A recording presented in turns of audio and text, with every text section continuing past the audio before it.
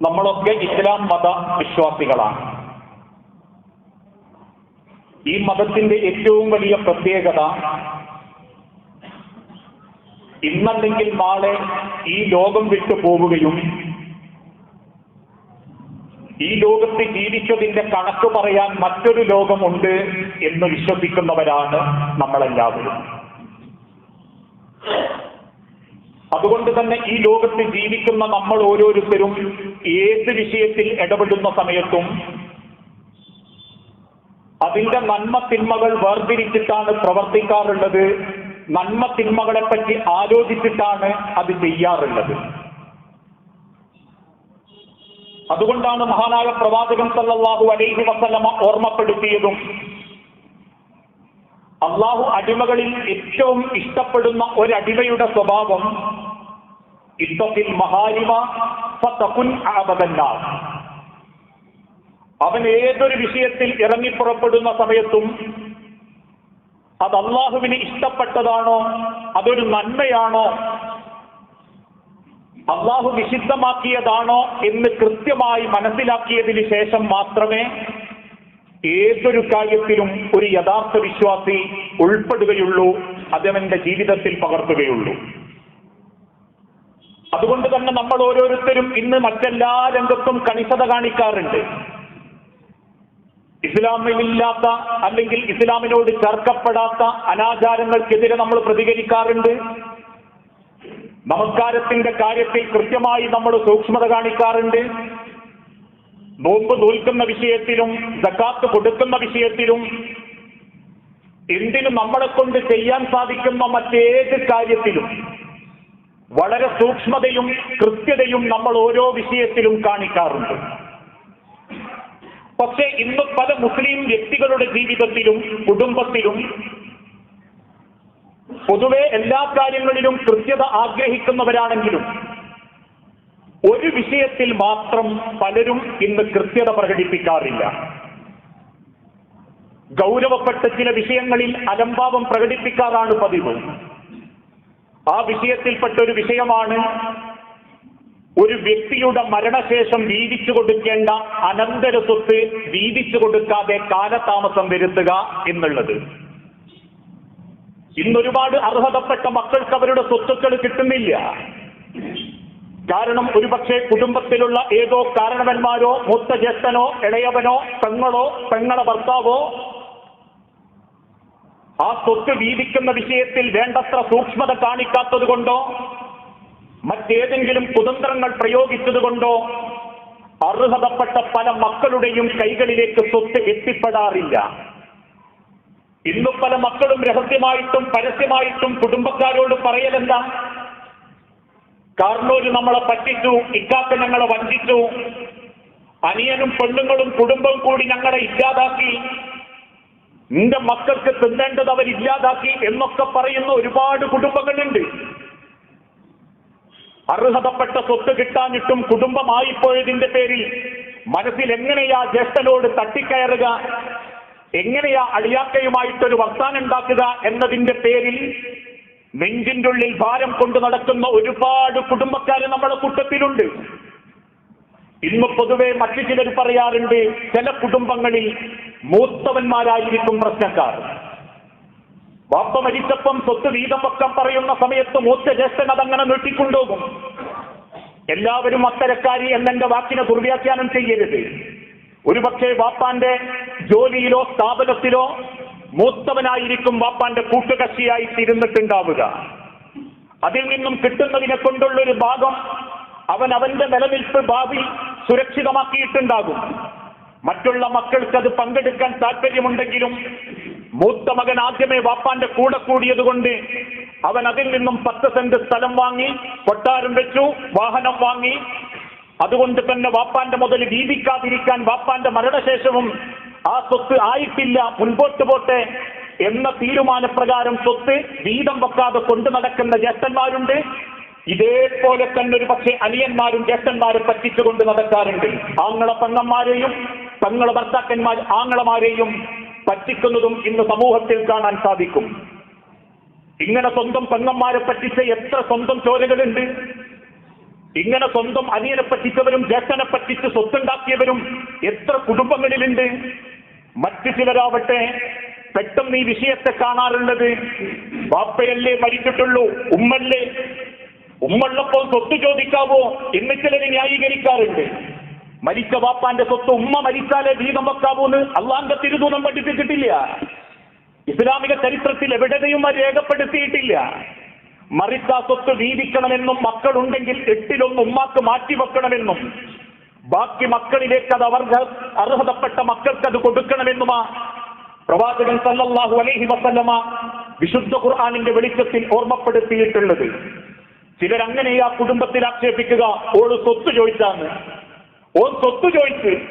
ഇങ്ങനെ പറഞ്ഞാൽ പിന്നെ ആ സ്വത്തിന്റെ കാര്യങ്ങളിൽ ഒരു തീരുമാനാകും. ഇന്നും വർഷങ്ങളോളം ദാരിദ്ര്യത്തിൽ ജീവിക്കുമ്പോഴും ഞങ്ങളെ ഞങ്ങൾ അവകാശം കിട്ടിയിരുന്നെങ്കിൽ ഞങ്ങൾക്കൊന്ന് നടുനിവർത്താമായിരുന്നെന്ന് ചിന്തിക്കുന്ന ഒരുപാട് കുടുംബത്തിലെ മക്കളുണ്ട്. ആർക്ക് വേണ്ടി എന്നറിയാതെ നീട്ടിക്കൊണ്ടുപോകുന്നവർ. അവസാനം മൂല്യമുള്ളത് ഒരു ഭാഗത്തേക്ക് മാത്രമാക്കി മൂല്യമില്ലാത്തത് ഏതെങ്കിലും അവകാശം ചോദിക്കാത്ത, തിരിച്ച് കമാന്ന് അക്ഷരമുണ്ടാത്ത സാധുക്കളായ സ്വന്തം ചോരയ്ക്ക് എഴുതി വെച്ച് രക്ഷപ്പെടുന്ന ഒരുപാട് രക്തബന്ധങ്ങളുണ്ട്. ഇവിടെയൊക്കെ നമ്മൾ സൂക്ഷിക്കേണ്ട ഒരു കാര്യം അള്ളാഹു വിശുദ്ധ ഖുർആനിലൂടെ പഠിപ്പിക്കുന്നു. വൽയഖ്ശല്ലദീന ലൗ തറകൂ മിൻ ഖൽഫിഹിം ദുർരിയത്തൻ ളിആഫൻ.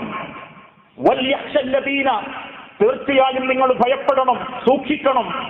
ലൗ തറകൂ മിൻ ഖൽഫിഹിം ദുർരിയത്തൻ ളിആഫൻ, നിങ്ങൾക്ക് ശേഷം നിരാലംബരായ അല്ലെങ്കിൽ ബലഹീനരായ മക്കളെ വിട്ടേച്ചു പോകുന്നതിൽ രക്ഷിതാക്കളെ നിങ്ങൾ പ്രത്യേകം ശ്രദ്ധിക്കണം.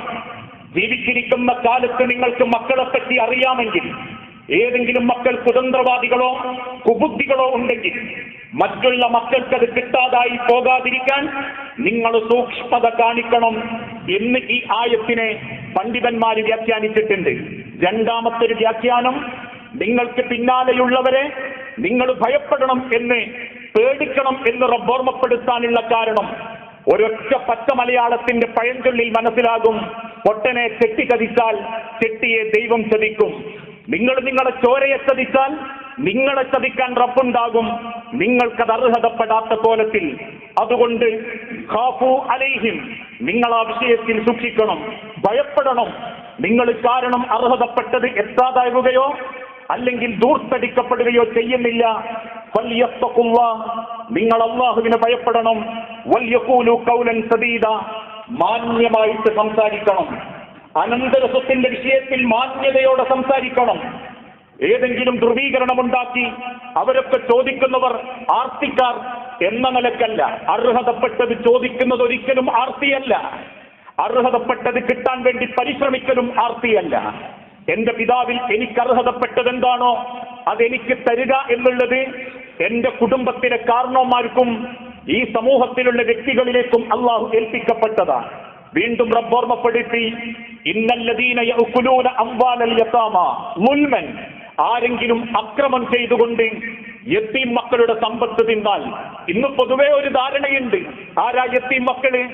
പറക്കമുറ്റാത്ത മക്കള്, ജീവിച്ചിരിക്കുമ്പം മരിച്ചുപോയ വാപ്പാര മക്കൾ. യതീംഖാനയിൽ പഠിക്കുന്നവർ മാത്രമല്ല യതീം മക്കൾ. ഓരോരുത്തരും വാപ്പ മരിച്ച യതീമ് തന്നെയാ. നിന്റെ വാപ്പ മരണപ്പെടുമ്പോ എന്റെ പെങ്ങള് യതീമാ, എന്റെ അനിയൻ യതീമാ. അതല്ലാതെ ഏതെങ്കിലും മദ്രസയിൽ പഠിക്കുന്ന കാലഘട്ടത്തിലെ മക്കളുടെ വാപ്പാര് മരിച്ചാൽ മാത്രം അത് യതീം മക്കള്. അപ്പം വാപ്പ വയസ്സായിട്ട് മരിച്ചപ്പാലും എന്റെ ആങ്ങള അല്ലെങ്കിൽ എന്റെ സഹോദരൻ, എന്റെ പെങ്ങളൊക്കെ യതീം മക്കൾ തന്നെയാ. ആ മക്കളുടെ സ്വത്ത് ഞാൻ അന്യായമായി തന്നാൽ, അവർക്ക് അർഹതപ്പെട്ടത് എന്റെ സ്വത്തിനോട് ഞാൻ ചേർത്താൽ, ഇന്നമാ യഅകുലൂന ഫീ ബുതൂനിഹിം നാറൻ, നിങ്ങൾ നിങ്ങളുടെ വയറ് നിറയ്ക്കുന്നത് നരകത്തീ കൊണ്ട് മാത്രമാണ്. വസയസ്ലൗന സഈറ, മടക്കം അത്യന്തം ഖേദകരവുമായിരിക്കും, നിന്ദ്യകരവുമായിട്ടുള്ളൊരു മരണമായിരിക്കും നിങ്ങൾക്ക് അല്ലാഹു ഒരുക്കി വെച്ചിട്ടുണ്ടാകുക. അതുകൊണ്ട് ഇസ്ലാമിക ചരിത്രം പരിശോധിച്ചു നോക്കുമ്പോൾ ഒരാൾ മരണപ്പെട്ടാൽ എത്രയും പെട്ടെന്ന് ആ സ്വത്ത് വീതിക്കാൻ പ്രവാചകൻ സല്ലല്ലാഹു അലൈഹി വസല്ലമ കൽപ്പന കൊടുത്തിട്ടുണ്ട്. ആ വീതിക്കുന്ന സമയത്ത് ശ്രദ്ധിക്കേണ്ട 1-2 കാര്യം. ആ വ്യക്തി സ്വന്തം ചെലവിനുള്ളത്, മരണാനന്തര സംസ്കര ചെലവിനുള്ളത് അയാൾ നീക്കിവെക്കാൻ ആഗ്രഹിച്ചിട്ടുണ്ടെങ്കിൽ അത് നിങ്ങൾ പരിഗണിക്കണം. നിന്റെ കബറിനും ഖബർ മറമാടുന്നതിനും ചെലവൊക്കെ എന്തേലുണ്ട് എന്ന് പറഞ്ഞ് അദ്ദേഹം നീട്ടിവെച്ചാൽ നിങ്ങൾ അത് പരിഗണിച്ചോ. തരാത്തതിന് നിർബന്ധം പിടിക്കരുത്. അത് ബാക്കിയുള്ള മക്കൾക്കോ കുടുംബക്കോ കൊടുത്താലും പ്രശ്നങ്ങളില്ല. പക്ഷേ അദ്ദേഹത്തിന് കടമുണ്ടെങ്കിൽ ആ സ്വത്ത് വിറ്റ് കടം വീട്ടിയിട്ട് നിങ്ങൾ ആ സ്വത്ത് ബാക്കി വീതിക്കാൻ പാടുള്ളൂ. ഏതെങ്കിലും മക്കളെ നിങ്ങളത് വീതിക്കുന്നതിന്റെ മുൻപ് ഏൽപ്പിക്കരുത്. ജ്യേഷ്ഠൻ കൊടുക്കട്ടെ എന്ന് തീരുമാനിക്കുന്നതിന്റെ മുൻപ് എല്ലാവരും ഒരുമിച്ച് കൂടി ആ സ്വത്ത് വിറ്റിട്ടെങ്കിലും വാപ്പാന്റെ കടം വീട്ടണം. കാരണം വീതം കിട്ടിയതിൽ നിന്ന് ഒരാള് മാത്രമായിട്ട് കടം വീട്ടില്ല. ജ്യേഷ്ഠന്റെ അടുത്ത് പോകുമ്പോ പറയും അനിയനോട് വാങ്ങിക്കോ, അനിയനോട് ചോദിക്കുമ്പോ പറയും കിട്ടിയത് അത്യാവശ്യം നല്ല കാര്യസ്ഥലം, അത് കിട്ടിയത് പെങ്ങൾക്ക്, അളിയാക്കനോട് ചോദിച്ചോ. ആ ദുരന്തം രക്ഷിതാക്കൾക്ക് ഇല്ലാതിരിക്കാൻ മരണത്തിന്റെ മുൻപേ മക്കളോട് വസിയത്തായിട്ട് ഓർമ്മപ്പെടുത്തണം, കടമുണ്ടെങ്കിൽ എന്റെ സ്വത്ത് വിറ്റിട്ടെങ്കിലും നിങ്ങൾ ആ കടം വീട്ടണം. അതോടൊപ്പം തന്നെ എന്തെങ്കിലും വസിയത്തായിട്ട് എഴുതി വെച്ചിട്ടുണ്ടെങ്കിൽ അതും നിങ്ങൾ നീക്കി വെച്ചിട്ട് ബാക്കി നിങ്ങൾ അനന്തര സ്വത്തായിട്ട് വീതിക്കാൻ പാടുള്ളൂ.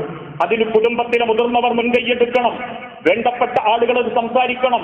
ജ്യേഷ്ഠനാണോ ആ വിഷയത്തിൽ സൂക്ഷ്മതയോടെ അത് ഇടപെടാനും മുന്നോട്ട് കൊണ്ടുപോകാനും സാധിക്കണം. പക്ഷെ ഇന്ന് പൊതുവെ ഉള്ളൊരു സ്വഭാവം, കുടുംബത്തിലെ ഏതെങ്കിലും ചില ആളുകൾ മാത്രം ഒരുപാട് കാലം അത് അനുഭവിക്കുന്നു, വർഷങ്ങളോളം ചിലര് മാത്രം അതിന്റെ ഗുണം അനുഭവിക്കുന്നു. ഇസ്ലാമിക ചരിത്രം ഓർമ്മപ്പെടുത്തി അങ്ങനെ മറ്റുള്ളവർക്ക് കൂടി അർഹതപ്പെട്ടതും മുഴുവൻ ആളുകൾക്ക് വീതിച്ചു കൊടുക്കേണ്ടതുമായ ഒരു സ്വത്ത് ആരെങ്കിലും സ്വയം വരുതിയിൽ വെച്ച് അനുഭവിക്കുകയോ ആസ്വദിക്കുകയോ ചെയ്തിട്ടുണ്ടെങ്കിൽ അത് ഹറാമായ വകുപ്പിൽപ്പെടും. അതിൽ നിന്ന് സമ്പാദിച്ച് സ്വന്തം മക്കൾക്ക് കൊടുക്കുന്നത് ഹറാമിൽപ്പെടും. അതിൽ നിന്നും സമ്പാദിച്ചവൻ ഉണ്ടാക്കുന്ന ഭവനം വാഹനം ഹറാമിൽപ്പെടും.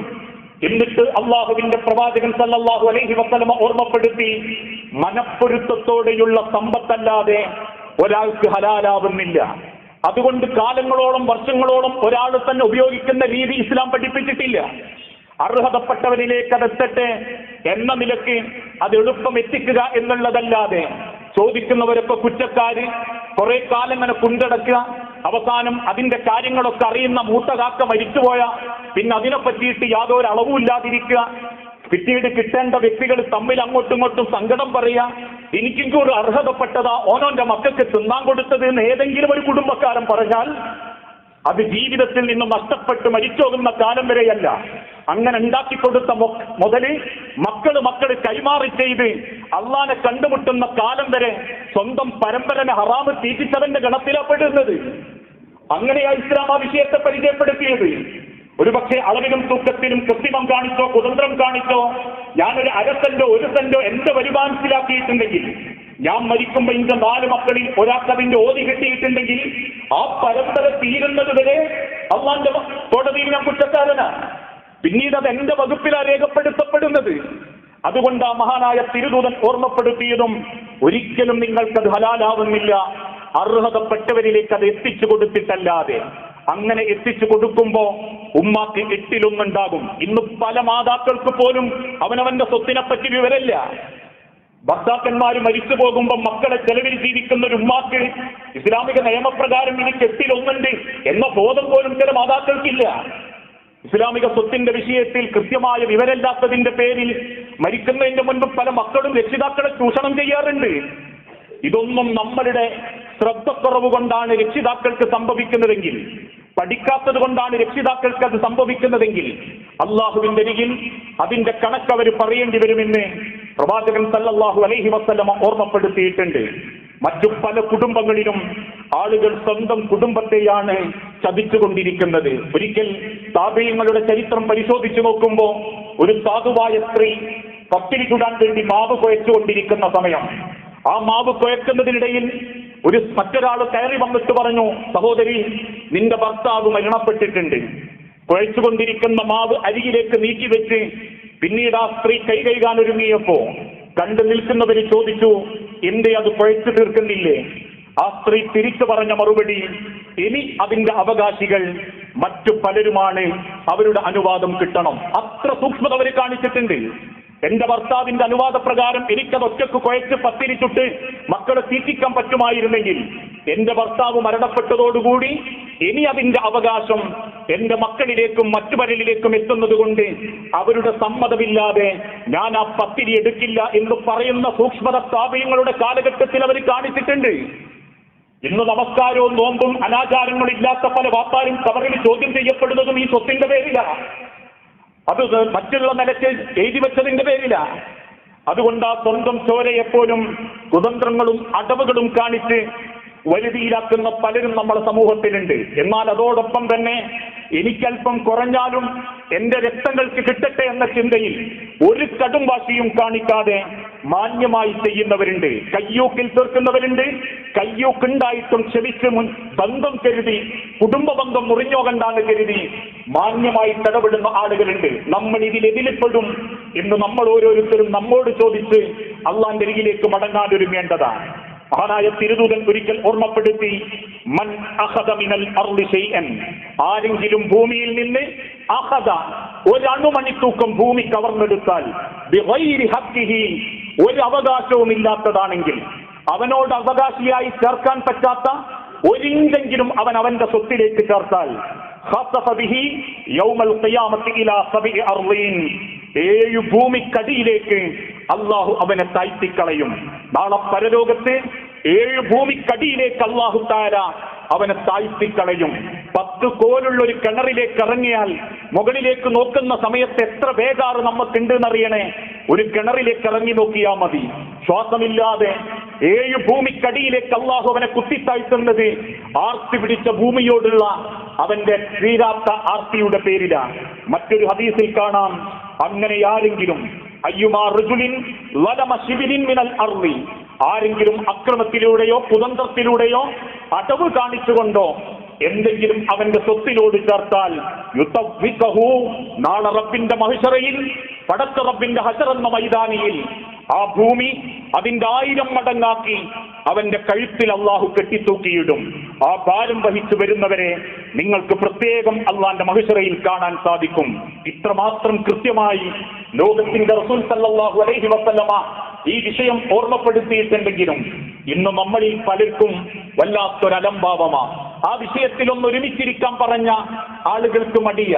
സ്വന്തം കുടുംബത്തിലെ അംഗങ്ങൾ ഒരുമിച്ചുകൂടി അതിന് ഇസ്ലാമിക നിയമപ്രകാരമുള്ള രീതി അവലംബിച്ച് എത്രത്തോളം എന്ന് ചോദിച്ചാൽ നറുക്കിട്ടിട്ട് പോലും സഹാബാക്കൾ ആ വിഷയത്തിൽ ഇടപാട് നടത്തിയിരുന്നു എന്ന ചരിത്രത്തിന്റെ മുൻ അവസ്ഥക്കനുസരിച്ച് സ്വന്തം വീട്ടിലും കുടുംബത്തിലും ആ തിരിച്ചറിവ് നമ്മൾക്ക് നേടാൻ സാധിക്കണം. കാരണം ഇത് വീതിക്കപ്പെടാതെയാണ് ഉത്തരവാദിത്തപ്പെട്ട ഞാൻ മരിക്കുന്നതെങ്കിൽ നാളെ പരലോകത്ത് അള്ളാന്റെ അടുത്ത് ഞാൻ ചോദ്യം ചെയ്യപ്പെടും. എന്റെ ചോരക്ക് അവകാശപ്പെട്ടത് എന്റെ ഭക്ഷണത്തോട് ചേർന്നു പോയിട്ടുണ്ടെങ്കിൽ ഞാൻ അള്ളാന്റെ അരികിൽ ചോദ്യം ചെയ്യപ്പെടും. ആ തിരിച്ചറിവ് നമുക്കുണ്ടെങ്കിൽ മാത്രമേ നാളത്തെ മടക്കം ഏറ്റവും ഹൈറായ നിലക്ക് അള്ളാന്റെ അരികിലേക്ക് എത്തിക്കാൻ നമ്മളെ കൊണ്ട് സാധിക്കൂ. അങ്ങനെ ചിന്തിക്കുന്ന ഏറ്റവും നല്ല മുസ്ലിങ്ങളുടെ കൂട്ടത്തിൽ അള്ളാഹു നമ്മളെ എല്ലാവരെയും ഉൾപ്പെടുത്തി അനുഗ്രഹിക്കുമാറാകട്ടെ.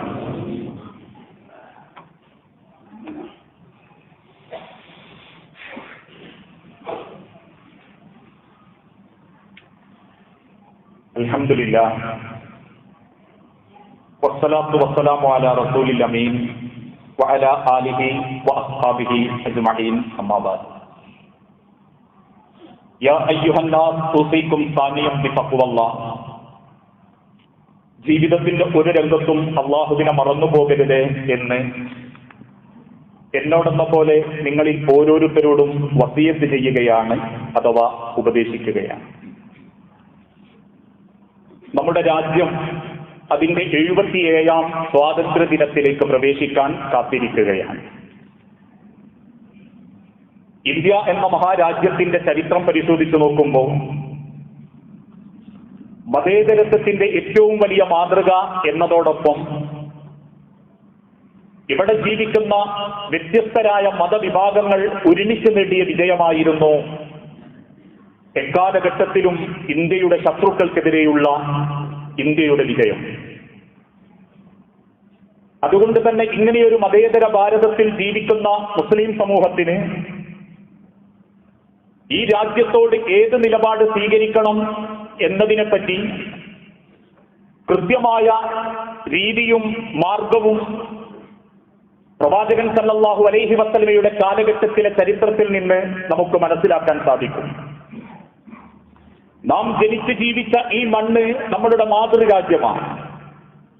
ഒരു മാതാവിനെ എങ്ങനെ നമ്മൾ സ്നേഹിക്കുന്നോ അതുപോലെ ഈ രാജ്യത്തെ സ്നേഹിക്കണമെന്നും ഈ രാജ്യത്തിന് ഹേതുവാകുന്ന, ഈ രാജ്യത്ത് അശാന്തി സൃഷ്ടിക്കുന്ന, ഈ രാജ്യത്തെ ശത്രുക്കൾ കൊട്ടിക്കൊടുക്കുന്ന, ഈ രാജ്യത്തുള്ള മനുഷ്യരെ തമ്മിലടിപ്പിക്കുന്ന ഒരു തരത്തിലുമുള്ള ഇടപെടലുകളിലേക്കും ഒരു മുസ്ലിം പ്രവേശിക്കാൻ പാടില്ല എന്ന് പ്രവാചകൻ സല്ലല്ലാഹു അലൈഹി വസല്ലമയുടെ ചരിത്രം നമ്മെ ബോധ്യപ്പെടുത്തി തരുന്നു.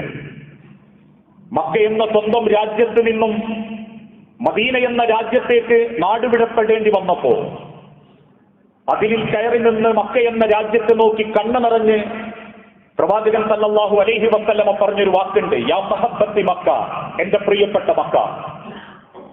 ആ രാജ്യസ്നേഹം തന്നെയാണ് ഒരു വിശ്വാസിയുടെ ഏറ്റവും നല്ല അടയാളമെന്നും അതുകൊണ്ട് ജനിച്ച് ജീവിച്ച നാടിനെ ഒരിക്കലും ഒരു അശാന്തിയിലേക്കോ സങ്കടത്തിലേക്കോ കൊണ്ടുപോകുന്ന ഒരു പ്രവണത മുസ്ലിം ജന്മങ്ങൾക്ക് സാധിക്കുകയില്ല, സാധിക്കരുത് എന്നാണ് ഈ ചരിത്രത്തിൽ നിന്നും നമുക്ക് ഓരോരുത്തർക്കും മനസ്സിലാക്കാൻ സാധിക്കുന്നത്.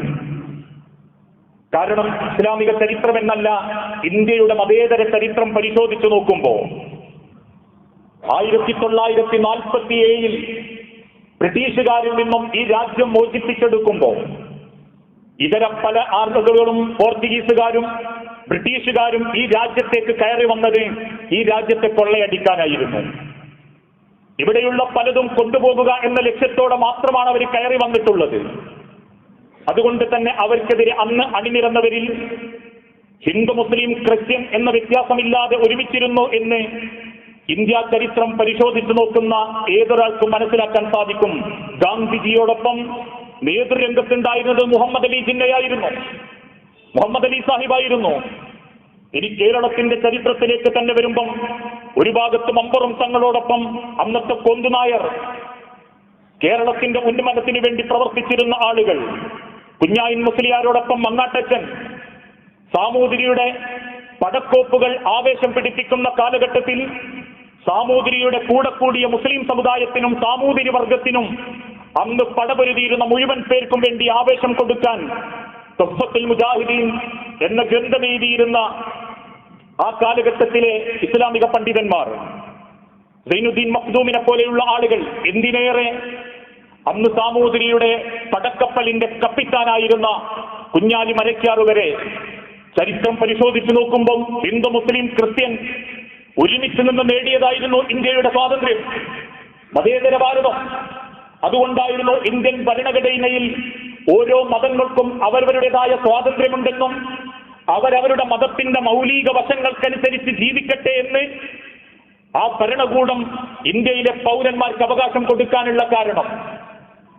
അതെന്നും പാലിക്കുന്നവരാണ് മുസ്ലിം സമുദായം, എന്നും പാലിക്കാൻ നിർബന്ധിക്കപ്പെട്ടവരുമാണ്. ഇന്നും ഈ സമൂഹത്തോട് ഇസ്ലാമിന് പറയാനുള്ളത്, ഇന്ത്യ എന്ന മഹാരാജ്യം അത് മതേതരത്വത്തിന്റെ രാജ്യമാണ്. അന്യായമായി നിങ്ങൾ ഒരാളെ കൊല്ലരുത്. നിങ്ങളങ്ങ് പെഷാവാറിന്റെ തെരുവിൽ കടന്ന് പടഞ്ഞു മരിച്ചാലും, ഇന്ത്യയുടെ കാശ്മീരിന്റെ മണ്ണിൽ കടന്നു മരിച്ചാലും, എന്തിന് കേരളത്തിന്റെ മുക്കുമൂലയിൽ കടന്നു മരിച്ചാലും തീവ്രവാദത്തിന്റെയോ വർഗീയതയുടെയോ വേരുകളുമായിട്ടാണ് ഇസ്ലാമിന്റെ പേരിൽ നിങ്ങൾ അവതരിപ്പിക്കപ്പെടുന്നതെങ്കിൽ ലൈസ മിന്നാ, അവൻ മുസ്ലിം അല്ല. അവനെ ഒരിക്കലും ഇസ്ലാമിലേക്ക് ചേർക്കാനും അവകാശമില്ല. അയൽവാസിയെ പരിഗണിക്കണമെന്നും അമുസ്ലിമാണെങ്കിൽ പോലും നിങ്ങളെ കറിയിൽ അല്പം വെള്ളം ചേർത്ത് വലുതാക്കി നിങ്ങൾ അയൽവാസിയെ കൂടി പരിഗണിക്കണമെന്ന് പഠിപ്പിച്ച മതം. ആദ്യമായൊരു അമുസ്ലിം മരണപ്പെട്ടപ്പോ അദ്ദേഹത്തിന്റെ മയ്യത്ത് കണ്ട് എഴുന്നേറ്റ് നിന്ന് തലപ്പാവൂരി ഇന്നും ഇന്ത്യൻ ഭരണഘടനയിലെ ഒരു പൂജ അതല്ലെങ്കിൽ ആദരവായി പ്രകടിപ്പിക്കുന്ന തൊപ്പിയൂരിൽ കാണിച്ചു കൊടുത്ത ചരിത്രം. ഈ ചരിത്രത്തിൽ നിന്ന് പാഠം ഉൾക്കൊണ്ടൊരു മുസൽമാന് ഒരിക്കലും ഈ രാജ്യത്തെ ഒരു ദൈവമായി അതല്ലെങ്കിൽ ഈ രാജ്യത്തൊരു മാതാവായി കാണലല്ലാതെ ഈ രാജ്യത്തെ തകർക്കാൻ കൂട്ടുനിൽക്കാൻ സാധിക്കുകയില്ല. ഇനി അങ്ങനെ ഏതെങ്കിലും മുസ്ലിം നാമധാരികൾ പ്രവർത്തിക്കുന്നുണ്ടെങ്കിൽ ലൈസ മിന്ന, അവർ നമ്മിൽപ്പെട്ടവരുമല്ല. ഇതൊരു പൗരൻ എന്ന നിലക്ക് ഈ സമൂഹത്തോട് നമുക്ക് പറയാൻ ബാധ്യതയുണ്ട്. ഒരു പൗരൻ എന്ന പരിഗണന നമുക്ക് ലഭിക്കേണ്ടതുണ്ട് ഭരണകർത്താക്കളിൽ നിന്ന്. ഇതുവരെ ഒരു പൗരന്റെ വർത്തമാനമാണെങ്കിൽ ഇനി ഭരണീയരോട് ഈ സമൂഹത്തിൽ ഞങ്ങൾക്ക് അർഹതപ്പെട്ട അവകാശങ്ങൾ തരാൻ ഭരണകർത്താക്കൾ നിർബന്ധിതമാക്കപ്പെടുന്നു. ഏതെങ്കിലും ന്യൂനപക്ഷങ്ങളെ ഇല്ലായ്മ ചെയ്യാനും ഉന്മൂലനം ചെയ്യാനും ഏതെങ്കിലും ചില ആളുകൾ വാശി പിടിക്കുമ്പോൾ അതിന്റെ കൂടെ നിൽക്കാൻ ഒരിക്കലും ഒരു ഭരണകൂടത്തിന് തയ്യാറാവാൻ പാടില്ല. ഓരോരുത്തരും ഒരു മതമൈത്രിയുടെ ലോകത്താണ് ജീവിക്കുന്നതെങ്കിൽ എല്ലാ മതങ്ങളിലും വർഗീയമായും തീവ്രമായും ചിന്തിക്കുന്നവരുണ്ട്. കേരളത്തിലെ ഭൂരിപക്ഷം ന്യൂനപക്ഷങ്ങൾക്കെതിരെ എന്ന അർത്ഥത്തിലല്ല, ഭൂരിപക്ഷത്തിൽ എങ്ങനെ വർഗീയത പ്രകടിപ്പിക്കുന്നവരുണ്ടോ ഒരുപക്ഷെ അങ്ങനെയും ഒരുപക്ഷെ ന്യൂനപക്ഷത്തിലും പ്രകടിപ്പിക്കുന്നവരുണ്ടാകാം. പക്ഷേ ഈ ഭൂരിപക്ഷ മുസ്ലിം ഉമ്മത്തെ ഭരണത്തിൽ നിന്നും ആഗ്രഹിക്കുന്നത് ഭരണകൂടം നമ്മൾക്ക് അർഹതപ്പെട്ട് തന്ന, അവകാശപ്പെടുത്തി തന്ന നമ്മളുടെ അവകാശങ്ങൾ അത് ഞങ്ങൾക്ക് ലഭിക്കണം എന്ന് മാത്രമാണ്. അത് ചോദിക്കുമ്പോൾ അത് തീവ്രവാദമല്ല, അത് വർഗീയതയല്ല, അത് ധ്രുവീകരണമല്ല, അത് അസഹിഷ്ണുതയല്ല. മറിച്ച് ലോകത്ത് ജീവിക്കുന്ന ഓരോ പൗരനും ഈ രാജ്യം കൊടുക്കേണ്ട ആദരവ്, ആ ആദരവ് ഭരണകൂടം തരേണ്ടതിനു പകരം മറ്റു പലരുടെയും വാക്കുകൾ കേട്ട് ന്യൂനപക്ഷ ഉന്മൂലനം ആഗ്രഹിച്ചതിന്റെ പരിണിത ഫലമാണ് അങ്ങ് ഹരിയാനയിലും അങ്ങ് കുൽക്കി എന്ന ഗ്രാമങ്ങളിലും ഇന്നൊരു പക്ഷേ ഒരുപാട് ആളിക്കത്തിക്കാൻ ശ്രമിച്ചിട്ടും നമ്മൾക്കിടയിൽ വില പോവാതിരിക്കുന്നതും ആ ഒരു ദുഷിച്ച ചിന്തയുടെ പിന്നിലെ കഥകളാണെന്ന് നമ്മൾ തിരിച്ചറിയണം. അതുകൊണ്ട് ഈ ഒരു 77ാം സ്വാതന്ത്ര്യ ദിനത്തിലേക്ക് പ്രവേശിക്കുമ്പോൾ ഹൃദയം തുറന്ന് ഈ രാജ്യത്തെ സ്നേഹിക്കുന്നു, ഹൃദയം തുറന്ന് ഈ രാജ്യത്തിന്റെ ഉന്നമനത്തിന് വേണ്ടി പ്രാർത്ഥിക്കുന്നു. ഈ രാജ്യം ഭരിക്കുന്ന ഭരണാധികാരികൾക്ക് വേണ്ടി നല്ലതായ ചിന്തകളിലൂടെയും രാജ്യത്തെ ഏകോപിപ്പിച്ച് കൊണ്ടുപോകാനും പ്രാർത്ഥിക്കുന്നു. അതോടൊപ്പം ഞങ്ങൾക്ക് ലഭിക്കേണ്ട അവകാശങ്ങളും ന്യൂനപക്ഷങ്ങളെ ചേർത്ത് പിടിച്ച മുൻകാല ചരിത്രങ്ങളും മറക്കാതെ അത് ഒരു ഭരണകർത്താക്കളിൽ നിന്ന് പൗരന്മാർക്ക് ലഭിക്കേണ്ടത് ലഭിക്കണമേ എന്നും ഞങ്ങൾ പ്രാർത്ഥിക്കുന്നു. ആ രീതിയിൽ ആ ദിവസത്തെ ഹൃദയത്തോട് ചേർക്കുന്ന യഥാർത്ഥ മുഅ്മിനീങ്ങളുടെ കൂട്ടത്തിൽ അള്ളാഹു നമ്മളെ ഓരോരുത്തരെയും ഉൾപ്പെടുത്തി അനുഗ്രഹിക്കുമാറാകട്ടെ. അള്ളാഹുവെ, അറിഞ്ഞും അറിയാതെയും ഒരുപാട് തെറ്റുകുറ്റങ്ങൾ സംഭവിച്ചു പോയിട്ടുണ്ട് നാഥ. അതെല്ലാം വിട്ടുപുറത്തു മാപ്പാക്കി നിന്റെ സ്വർഗത്തിൽ ഇതേ രൂപത്തിൽ നീ ഞങ്ങളെ ഒരുമിപ്പിച്ചു കൂട്ടാനമേ. അള്ളാഹുവെ, മക്കളില്ലാതെ സങ്കടപ്പെടുന്ന ഒരുപാട് കുടുംബങ്ങളുണ്ട് റബ്ബേ. മക്കളെന്ന് അനുഗ്രഹം നൽകി ഓരോ കുടുംബങ്ങളോടും നീ കാരുണ്യം കാണിക്കണമേ. മാരകമായ അസുഖങ്ങൾ ബാധിച്ച് ചെറുതും വലുതുമായ പ്രയാസങ്ങളിൽ ജീവിക്കുന്ന പലരും ഞങ്ങളിതെന്റെ നാഥ. എല്ലാവരുടെ അസുഖങ്ങളും എളുപ്പം ശിഫ നൽകി ആരോഗ്യത്തോടെ ദീർഘായുസോടെ ജീവിക്കാൻ നീ തൗഫീക്ക് നൽകണമേ. അല്ലാഹുമ്മ ഗ്ഫിർ മുഅ്മിനീന വൽ മുഅ്മിനാത്ത് المسلمين والمسلمات الأحياء منهم والأموات إنك مجيب الدعوات يا قاضي الحاجات. اللهم أعز الإسلام والمسلمين وأذل الشرك والمشركين. اللهم أجرنا من النار، اللهم أجرنا من النار، اللهم أجرنا من النار. ربنا تقبل منا إنك أنت السميع العليم وتب علينا إنك أنت التواب الرحيم. അള്ളാഹുവെ, പ്രാർത്ഥിക്കണമെന്ന് വസിയത്ത് തന്നവരുണ്ട്. രോഗം കൊണ്ട് പ്രയാസപ്പെടുന്ന ഒരുപാട് ആളുകൾ, സുഹൃത്തിന്റെ മകനടക്കം നിരവധി ആളുകൾ അള്ളാഹുവെ ഏറെ പ്രയാസത്തിലാണ്. ഓരോ മക്കളുടെയും ഓരോരുത്തരുടെയും അസുഖം നീ എളുപ്പം ഭേദമാക്കുകയും സന്തോഷത്തോടെ സമാധാനത്തോടെ ദീർഘായുസോടെ ജീവിതത്തിലേക്ക് തിരിച്ചു വരാൻ ഓരോരുത്തർക്കും നീ തൗഫീക്ക് നൽകണമേ. മരിച്ചുപോയ സഹോദരി സഹോദരന്മാർ, മാതാപിതാക്കൾ, മക്കൾ, ഭാര്യമാർ, ഭർത്താക്കന്മാർ, ഒരു കാലത്ത് നമ്മളെ പള്ളിയുടെ മുഅദ്ദിനായിരുന്ന ഉമ്മർ സാഹിബ്, ഓരോരുത്തരുടെയും ഖബർ നീ വിശാലമാക്കുകയും അവരെയും ഞങ്ങളെയും ജന്നാത്തുൽ ഫിർദൗസിൽ ഒരുമിപ്പിച്ചു കൂട്ടുകയും ചെയ്യണമേ. അല്ലാഹുവേ, ഹറാമായ പല സാമ്പത്തിക ഇടപാടുകളിലും പെട്ടുപോയിട്ടുണ്ട് നാഥ. ഹലാലായ സമ്പത്തിലേക്ക് എത്താനും ആ ഹറാമായതിൽ നിന്ന് രക്ഷപ്പെടാനും ഒരു നല്ല ജീവിതമാർഗം, ഒരു മഈശത്ത് ഞങ്ങൾക്ക് ഓരോരുത്തർക്കും നീ പ്രദാനം ചെയ്യണമേ. അല്ലാഹുവേ, മക്കളിൽ കൺകുളിർമയുണ്ടാവുകയും മക്കളാൽ അപമാനിക്കപ്പെടാതെ പരലോകത്ത് മക്കളാൽ സ്വർഗത്തിൽ പ്രവേശിക്കുന്ന നല്ല മാതാപിതാക്കളും കുടുംബവുമാകാൻ ഞങ്ങൾക്ക് ഓരോരുത്തർക്കും നീ തൗഫീക്ക് നൽകണമേ. നാട്ടിലും സമൂഹത്തിലും രാജ്യത്തും വളർന്നുകൊണ്ടിരിക്കുന്ന, ലോകത്ത് വളർന്നുകൊണ്ടിരിക്കുന്ന ഭൂരിപക്ഷ ന്യൂനപക്ഷ തീവ്രവാദ പ്രവർത്തനങ്ങളിൽ നിന്ന് ഞങ്ങളെ രാജ്യത്തെയും ഈ ലോകത്തെയും നീ കാത്തു രക്ഷിക്കണമേ. റബ്ബനാ ആതിനാ ഫിദ്ദുനിയ ഹസന വഫിൽ ആഖിറതി ഹസനത വഖിനാ അദാബന്നാർ.